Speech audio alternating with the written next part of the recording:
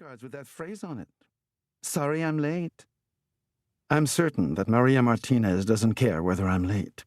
Unlike a lot of my detective colleagues, she doesn't mind that I'm not big on protocol. I'm late a lot. I do a lot of careless things. I bring ammo for a Glock 22 when I'm packing a Glock 27. I like a glass or two of white wine with lunch. It's a long list, but Maria overlooks most of it. My other idiosyncrasies she has come to accept, more or less. I must have a proper déjeuner. That's lunch. No mere sandwich will do. What's more, a glass or two of good wine never did anything but enhance the flavor of a lunch. You see, Maria gets me. Even better, she knows what I know. Together, we're a cool combination of her procedure-driven methods and my purely instinct-driven methods.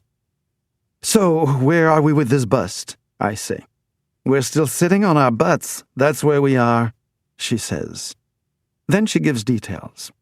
They got 2 pairs of cops on the other side of the street, and 2 other detectives, Imani Williams and Henry whatever the hell his long Polish name is, at the end of the block.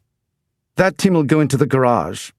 Then there's another team behind the garage. They'll hold back, and then go into the garage.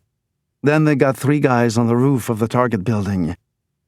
The Target building is a large former townhouse that's now home to a store called Taylor Antiquities.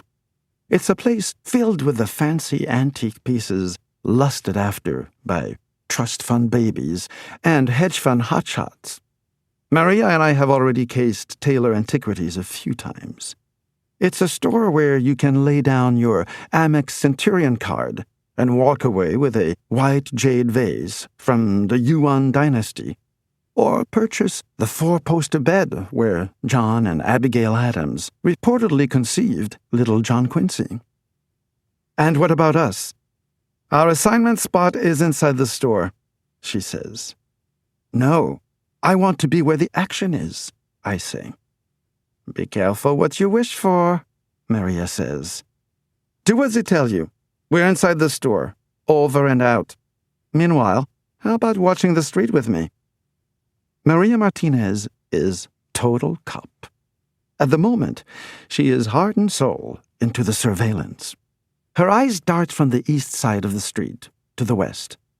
Every few seconds, she glances into the rearview mirror, follows it with a quick look into the side view mirror, searches straight ahead. Then she does it all over again. Me? Well, I'm looking around, but I'm also wondering if I can take a minute off to grab a cardboard cup of lousy American coffee. Don't get me wrong, and don't be put off by what I said about my impatience with procedure. No, I am very cool with being a detective. In fact, I wanted to be a detective since I was 4 years old. I'm also very good at my job, and I've got the resume to prove it. Last year in Pigalle, one of the roughest parts of Paris, I solved a drug-related gang homicide and made 3 on-the-scene arrests. Just me and a 25-year-old traffic cop. I was happy. I was successful.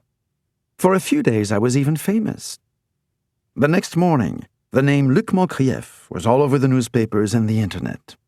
A rough translation of the headline on the front page of Le Monde. Oldest Pigalle drug gang smashed by youngest Paris detective Luc Moncrief. Underneath was this subhead. Parisian heartthrob hauls in Pigalle drug lords. The paparazzi had always been somewhat interested in whom I was dating. After that, they were obsessed. Club owners comped my table with bottles of Perrier-Jouet champagne. Even my father, the chairman of a giant pharmaceuticals company, gave me one of his rare compliments.